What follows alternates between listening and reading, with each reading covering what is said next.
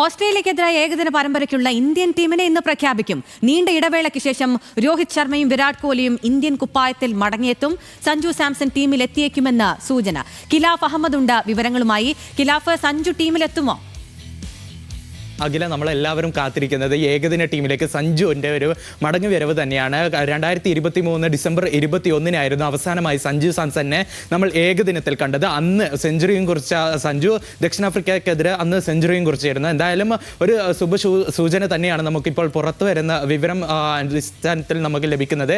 സഞ്ജുവിനെ രണ്ടാം വിക്കറ്റ് കീപ്പറായി പരിഗണിക്കുന്നു എന്ന വാർത്തയാണ് പുറത്തു വരുന്നത്. അതോടൊപ്പം നമ്മൾ എടുത്തു പറയേണ്ടത് നീണ്ട ഇടവേളയ്ക്ക് ശേഷം രോഹിത് ശർമ്മയും അതേപോലെ തന്നെ വിരാട് കോഹ്ലിയും ഇന്ത്യയുടെ കുപ്പായത്തിൽ കാണാൻ സാധിക്കുമെന്നതാണ്. ഒക്ടോബർ 19 മുതലാണ് ഓസ്ട്രേലിയക്കെതിരായ ഏകദിന പരമ്പര തുടക്കമാകുന്നത്. പിന്നീട് 2020 പരമ്പരയും കൂടിയുണ്ട്. 2020 പരമ്പരയാണെങ്കിൽ അടുത്ത് വരുന്ന ലോകകപ്പിലേക്കുള്ള സംഘത്തെ തന്നെ ഇറക്കാനാണ് സാധ്യത. അങ്ങനെയാണെങ്കിൽ ഏഷ്യ കപ്പിൽ കളിച്ച സഞ്ജു അടക്കമുള്ള താരങ്ങളായിരിക്കും 2020 ടീമിലുണ്ടാകുക. എന്തായാലും നമ്മൾ എല്ലാവരും ഉറ്റുനോക്കുന്നത് ഏകദിന ടീമിനെയാണ്. കാരണം ഒരു ഫാൻ ബേസ് ഏറ്റവും കൂടുതലുള്ള രോഹിത്തും അതേപോലെ തന്നെ കോഹ്ലിയും രണ്ടുപേരും ഒരു ഇന്ത്യൻ ജേഴ്സിയിലേക്ക് മടങ്ങിയെത്തുന്നു. അതേപോലെ തന്നെ നമ്മൾ എടുത്തു പറയുന്നത് സഞ്ജുവിനെ ടീമിൽ എത്തുമോ എന്നതും ഒരു കാര്യം അവിടെ നിൽക്കുന്നു. ഋഷഭ് പന്തിന്റെ അഭാവമാണ് സഞ്ജുവിനെ വഴി തെളിയുന്നത്. അതേപോലെ തന്നെ പരിക്കേറ്റ ഹാർദിക് പാണ്ഡ്യ, ഏഷ്യ കപ്പിൽ പരിക്കേറ്റ ഹാർദിക് പാണ്ഡ്യ ടീമിൽ ഉണ്ടാവില്ല.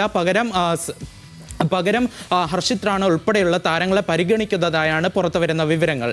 അഖില, ഖിലാഫ് അഹമ്മദാണ് സ്പോർട്സ് ഡെസ്കിൽ നിന്ന് വിവരങ്ങൾ നൽകിയത്.